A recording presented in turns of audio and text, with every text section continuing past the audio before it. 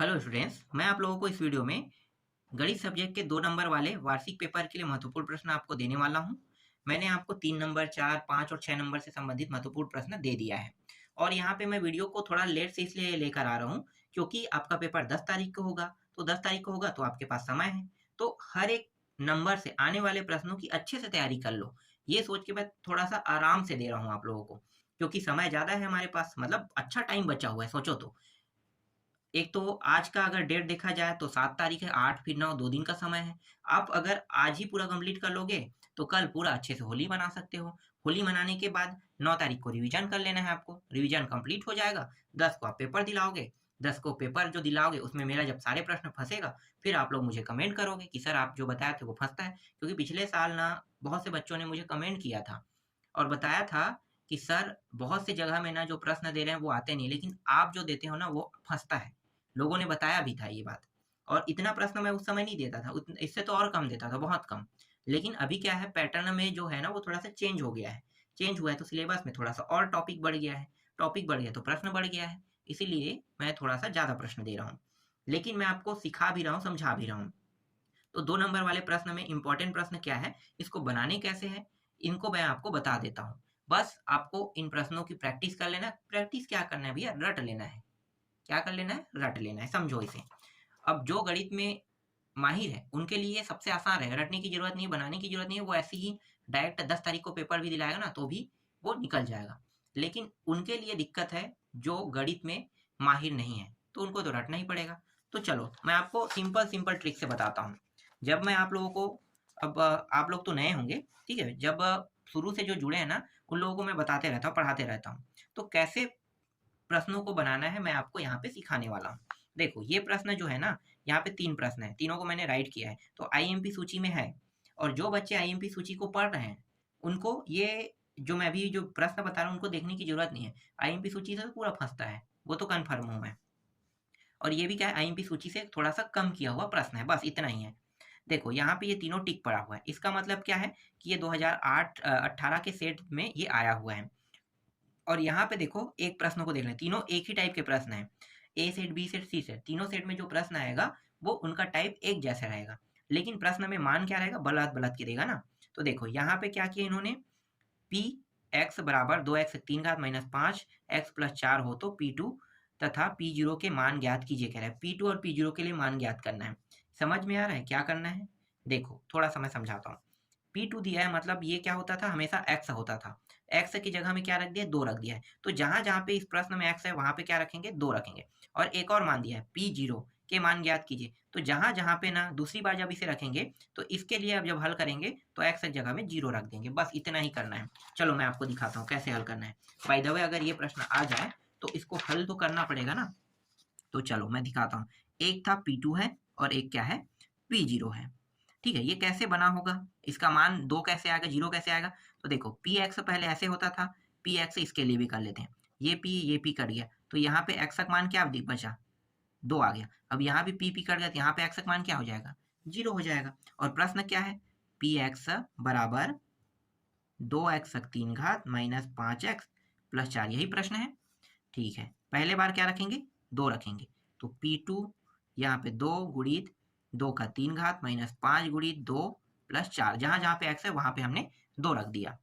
ठीक है, तो P2 बराबर 2 गुणित 2 का 3 घात मतलब 8, 2 दूनी 4, 4 दूनी 8 होगा। 5 दूनी 10 प्लस 4, ये हो जाएगा, कितना हो जाएगा, 16 माइनस 10 प्लस 4। इन दोनों को जोड़ देते हैं तो ये 20 माइनस 10, तो कितना हो जाएगा, यहाँ पे 10 आ जाएगा। तो P2 का मान कितना आ गया, 10 आ गया। अब P0 के लिए हल करते हैं, तो इसके जगह में अब क्या रखेंगे, 0 रखेंगे। 2 गुणित 0 का 3 घात माइनस 5 गुणित 0 प्लस 4। तो देखो P0, ये मान 0 से गुणा होगा क्या होगा, 0 ही हो जाएगा। ये 0 से गुणा होगा 0 ही होगा। और यहाँ पे क्या है, 4, तो सिर्फ प्लस 4 बचेगा। तो P0 का मान कितना है, 4 आया। तो इससे संबंधित प्रश्न अब आपसे बन जाएगा, बन जाना चाहिए, सरल है। ठीक है, ये दोनों प्रश्न देख लो। मैंने बताया है तो उसी हिसाब से आपको देखना है। सभी प्रश्नों को मैं नहीं बता सकता, रिलेटेड प्रश्नों में सिर्फ एक प्रश्न बताऊंगा ना। बाकी तरीका जो है ऐसा ही रहेगा बनाने का, सबका तरीका सेम रहेगा, थोड़ा भी चेंजेस नहीं है। देखो ये प्रश्न जो है जांचिए कि क्या gx px का एक गुणनखंड है कह रहा है। तो यहाँ पे देखो gx तक मान दिया है, px तक मान दिया है। ये भी प्रश्न ना अभी जो मैंने आप लोगों को बताया सेम टू सेम वैसा ही बनेगा।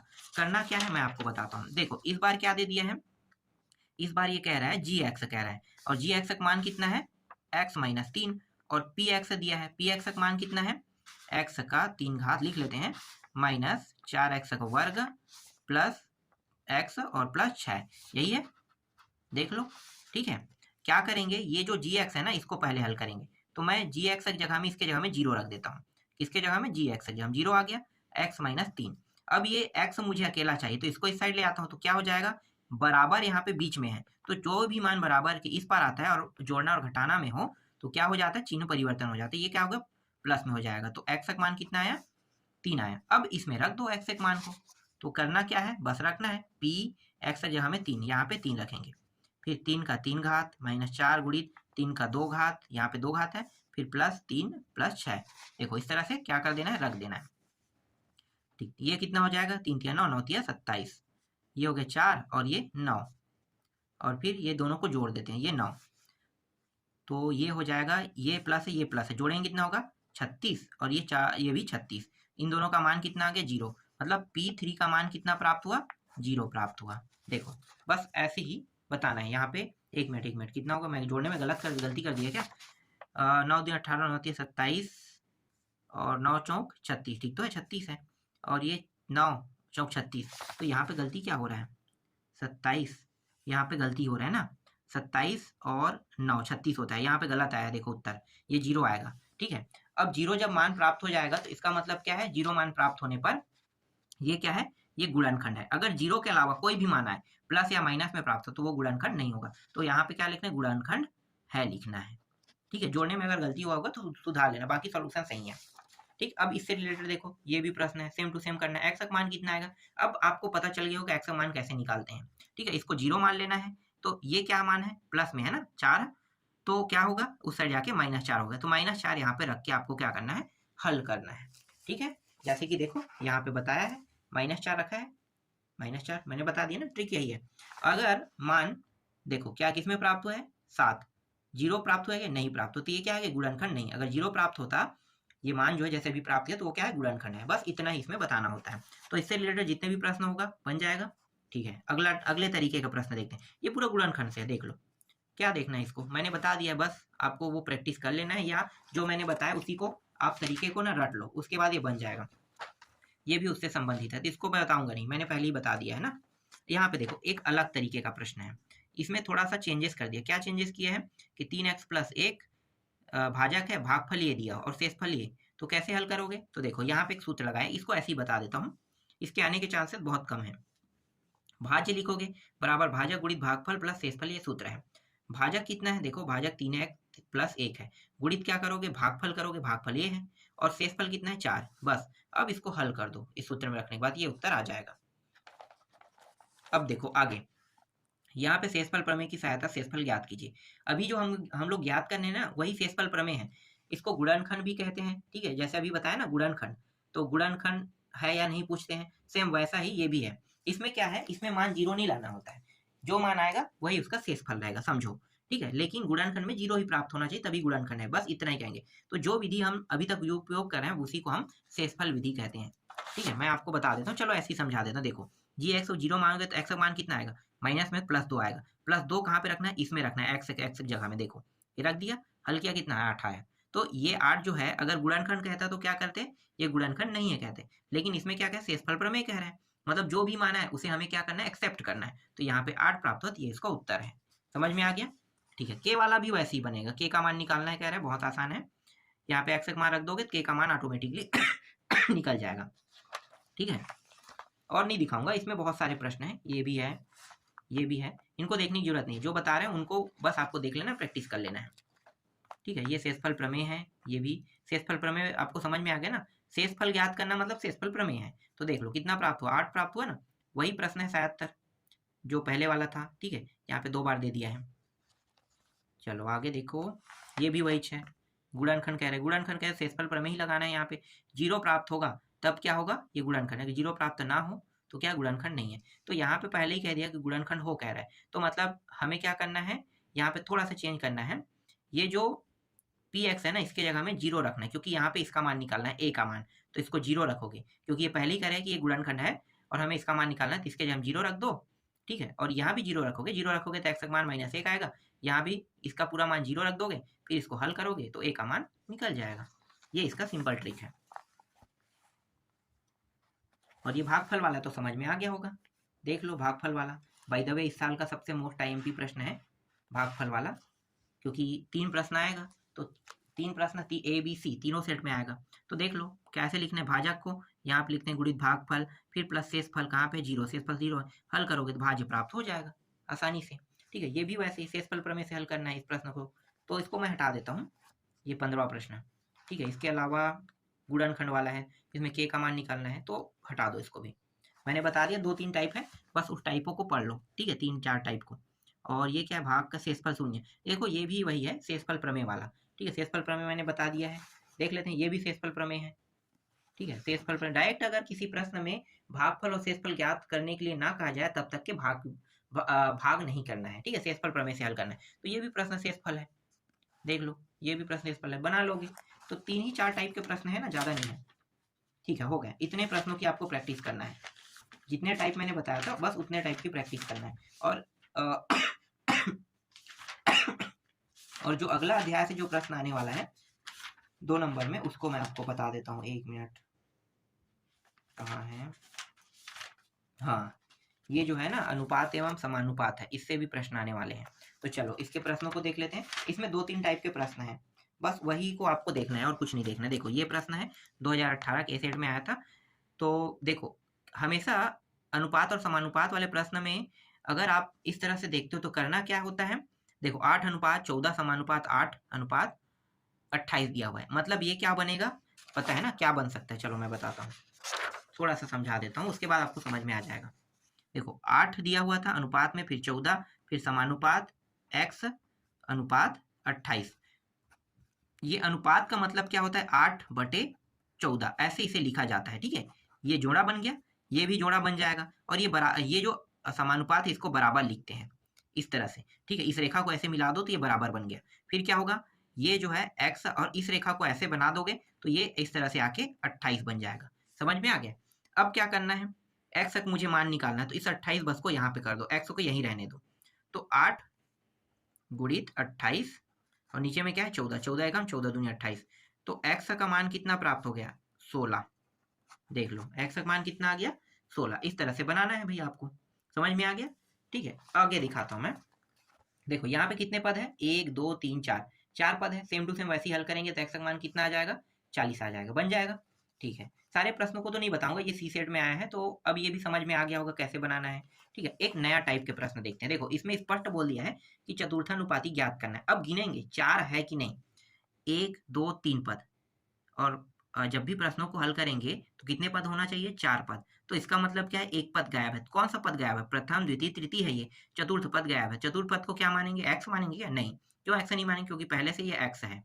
तो इसके जगह में हम ऐसे संख्या ऐसा मान मानेंगे जो यहाँ पे ना दिया हो, चाहे हम m माने, n माने, चाहे d माने। यहाँ पे आपके बुक में d माने, तो चलो d ही मान लेते हैं, उसके बाद हल करेंगे।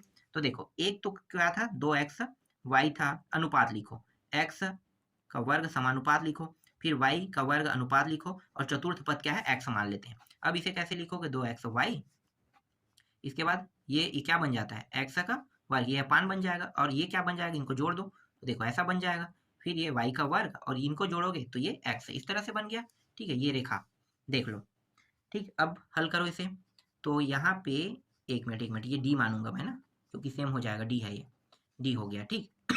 क्या करूंगा, ये इसका इसके साथ गुणा, इसका इसके साथ गुणा कर देते हैं, तो 2xy गुणित d बराबर y का वर्ग, नीचे से मान ये भी कहाँ पे गया, ऊपर चला गया, इस तरह से। मुझे d बस अकेला चाहिए, तो मैं क्या करूंगा, ये जो 2xy है इसको नीचे ले आऊंगा, तो ये और ये घात और घात से कट गया, क्या बचा yx/2 बचा। d का मान क्या हो गया, yx/2 या xy/2, इस तरह से इसका उत्तर प्राप्त हो गया। देख लो आसान था, ठीक है। 4 पद बनाना ही है हर बार हमें। देखो ये प्रश्न अगर रहेगा एग्जाम में तो आप कैसे हल करोगे, सोचो कैसे हल करोगे। कितने पद है, पहले ध्यान दो, 2 पद है, और प्रश्न में क्या क्या है, मध्यानुपाती ज्ञात करना है। दो पद है तो यहाँ पे सबसे पहले आपको ये जानना होगा कि जब दो पद होता है ना तो इसका एक सूत्र होता है, ठीक है, सूत्र होता है। या चार पद बनाना है तो कैसे बनाओगे, नहीं आ रहा है आइडिया, मैं बताता हूँ। ये पहला और अंतिम है, कौन सा पद है, पहला और अंतिम। और मध्यानुपाती ज्ञात करना है मतलब दो पद सेम टू सेम रहेगा, हमेशा द्वितीय पद ही बस सेम टू सेम रहता है, बाकी पद नहीं रहता है।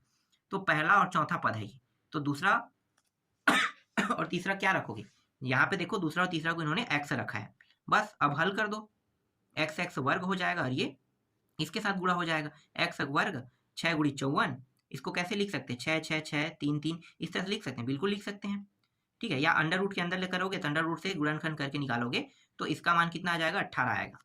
समझ में आ गया, कितना आएगा, 18 आएगा, देख लो यहाँ पे, ठीक है। अब यहाँ पे देखो ये भी वैसा ही है, तो दो पद गायब है तो उसको क्या मान लोगे, x मत मानना, क्योंकि यहाँ पे पहले से x और y दिया हुआ है, तो उसको क्या मान लोगे, एक अलग पद मानोगे। और इसमें क्या निकालना है, तृतीयानुपाती कह रहा है, देखो मध्यानुपाती नहीं कह रहा है, तो कौन सा पद इस बार दो बार आएगा, ये प्रथम हो जाएगा, ये द्वितीय हो जाएगा, ठीक है। मध्यानुपाती कहता तो अभी हमने जो पद माना वो दो बार माने थे ना, यहाँ पे अब इसको दो बार मानना है, और तृतीय पद क्या हो जाएगा, x हो जाएगा। देखो एक, ये दो बार मानेंगे, ठीक है, ये दो बार हो गया, और ये अंतिम पद हो, तृतीय पद अंतिम पद हो गए, चार पद ही बनाएंगे तभी ये हल होगा। अब इसको हल कर दोगे तो हल करने पर ये इस तरह से मान प्राप्त हो जाएगा।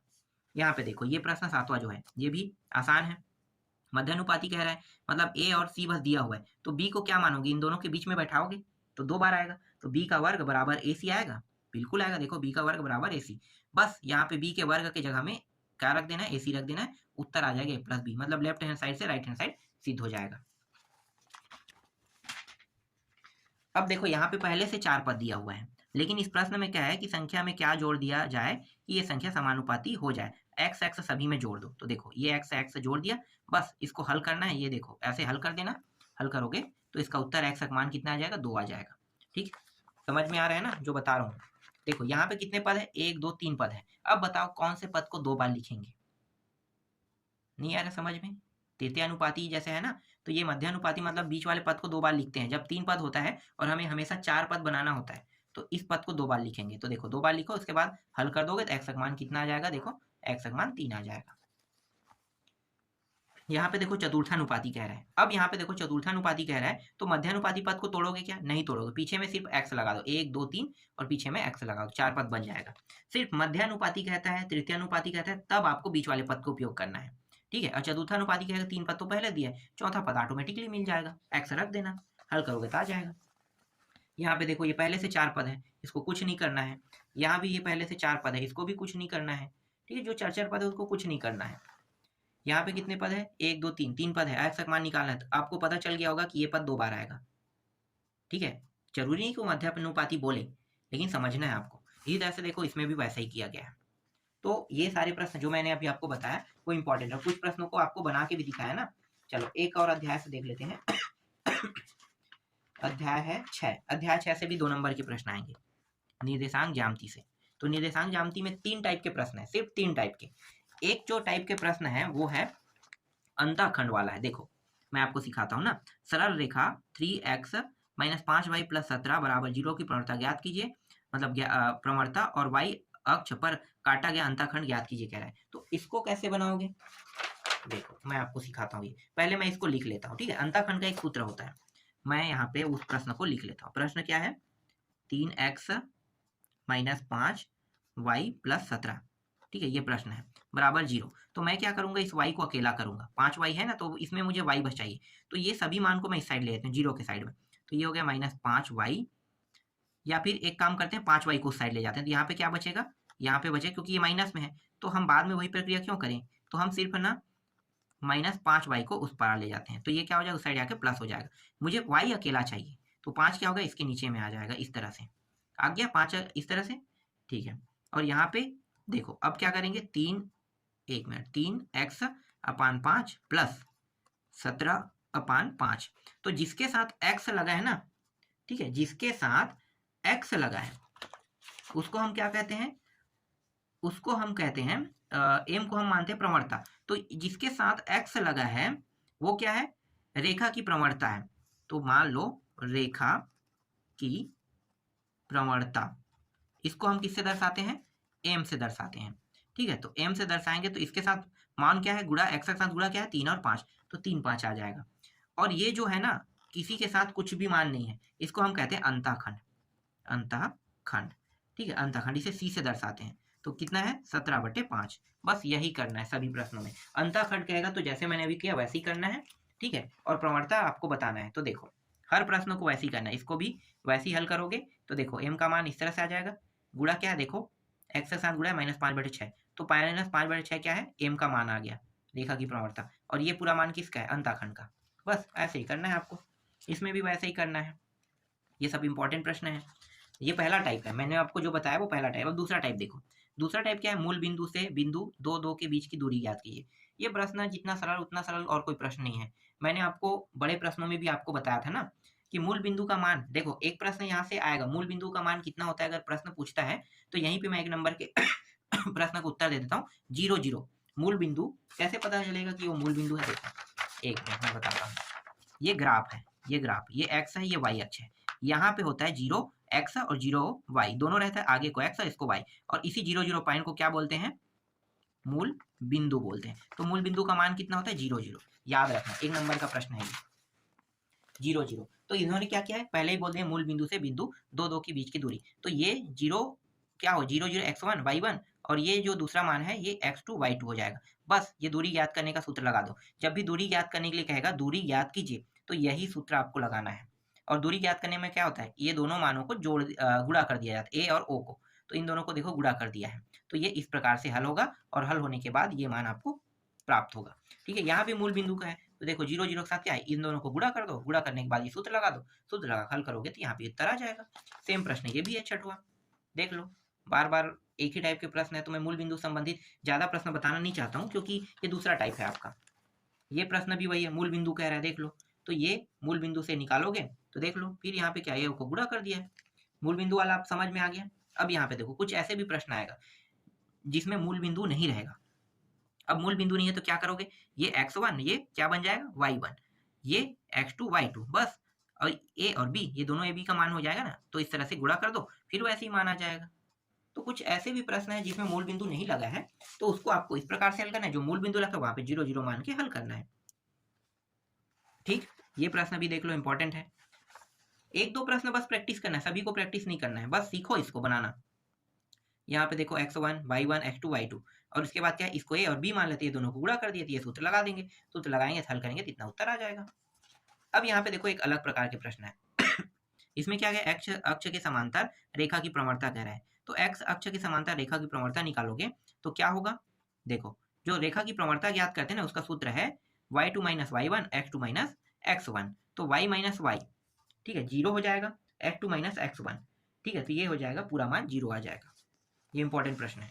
यहाँ भी क्या कहे, प्रवणता ज्ञात करने के लिए कहा है, तो ये x1 y1 x2 y2, यहाँ पे प्रवणता कह रहे हैं। देखो दूरी ज्ञात करने वाला सूत्र अलग है, प्रवणता ज्ञात करने वाला अलग है, अंतःखंड ज्ञात करने वाला अलग है। 3 ही टाइप के प्रश्न है, और तीनों में से एक टाइप के प्रश्न आएंगे आपके एग्जाम में। तो देखो प्रवणता को हम ढाल भी बोलते हैं, कई बार ना प्रवणता दे दिया रहता है, प्रवणता ना देके ढाल दिया रहता है, तो आपको कंफ्यूज नहीं होना है। ढाल और प्रवणता दोनों एक है, मैं बार बार बोला हूँ ना, तो इसमें भी मैं बता रहा हूँ कि ढाल और प्रवणता एक है। अब y2 - y1 x2 - x1 हल करोगे, बस ये मान रख दो, उत्तर आ जाएगा आपका। ये भी बन गया। और भी प्रश्न है, और मैं अब आपको आगे नहीं दूंगा, ठीक है, सब एक जैसे हैं। और है ये भी वैसा ही है, ढाल प्रवणता ज्ञात करना, ढाल प्रवणता ज्ञात करना, ठीक है। y अक्ष का अगर कहेगा, देखो y अक्ष वाला, x अक्ष वाला प्रश्न देखें, y अक्ष का सॉल्यूशन कुछ इस प्रकार से रहेगा। बाकी सब प्रश्न एक जैसे, मूल बिंदु वाला है, किसी में प्रवणता ज्ञात करना, किसी में अंतःखंड ज्ञात करना। तो 3 टाइप में से किसी एक टाइप के प्रश्न का आना यहाँ पे निश्चित है। तो जितना प्रश्न मैंने बताया उतने की प्रैक्टिस कर लो, वीडियो लंबा होते जा रहा है। कुछ और अध्याय बचा हुआ है, 1 2 अध्याय, उनका भी मैं आपको जल्दी बता